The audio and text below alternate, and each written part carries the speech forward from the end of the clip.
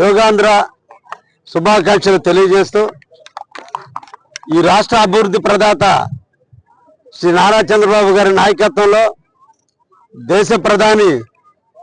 నరేంద్ర మోడీ నాయకత్వంలో ఈ రోజున ప్రపంచవ్యాప్తంగా ముఖ్యంగా మన ఆంధ్రప్రదేశ్లో విశాఖపట్నంలో ఈ రోజున యోగా డే కార్యక్రమాన్ని ఘనంగా ప్రధానమంత్రి ఆధ్వర్యంలో నిర్వహించడం జరిగింది।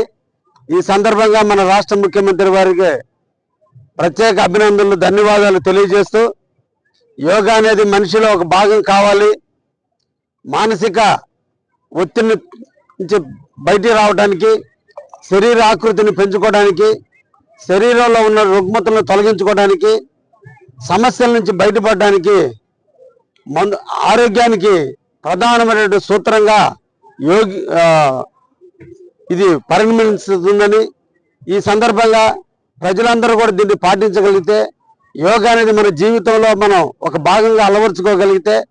అందరి జీవితాల్లో సుఖశాంతులు పెరుగుతాయని ఈ రోజున మన ప్రధానమంత్రి గారు మోడీ గారు ఐక్యరాజ్య సమితిలో దీన్ని తీసుకొచ్చి ఇంటర్నేషనల్ డేగా ఈ రోజున జూన్ 21వ తేదీని ప్రకటించి 11వ వార్షికోత్సవం జరుపుకుంటున్న తరుణంలో ఈ రోజున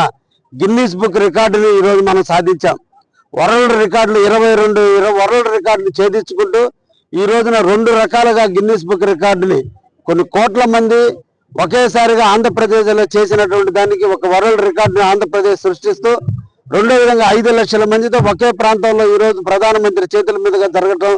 గిన్నీస్ బుక్ రికార్డుగా ఎక్కింది। ఈ సందర్భంగా రాష్ట్ర ప్రజానీకాన్ని అందరినీ కూడా కోరుకుంటున్నాం, యోగాని మన జీవితంలో ఒక భాగం చేసుకోవాలని। తప్పకుండా రోజు కూడా కుటుంబ సభ్యులు అందరూ కూర్చొని 30 నిమిషాల పాటు యోగాని సాధన చేయగలిగితే అన్ని రకాలైనటువంటి సమస్యలకు పరిష్కారం ఒకటే దొరుకుతుందని, అందుకని అందరం కూడా చేయాలని, నేను కూడా నేటి నుంచి యోగా కార్యక్రమాల్లో రోజు పాల్గొంటానని కూడా ఈ సందర్భంగా తెలియజేస్తూ ముఖ్యంగా కావాలని ప్రజానికని కోరుకునేది మన ఆరోగ్యం బాగుండాలి, మన దేశం బాగుండాలి అంటే మన అందరం కూడా ఆరోగ్యవంతులుగా ఉండాల్సిన అవసరం ఉంది। దీన్ని తప్పకుండా యోగాని మన జీవితంలో మన కుటుంబంలో ఒక భాగంగా తీసుకొచ్చేదానికి అందరూ ముందుకు రావాలని సందర్భంగా ఆహ్వానిస్తున్నా।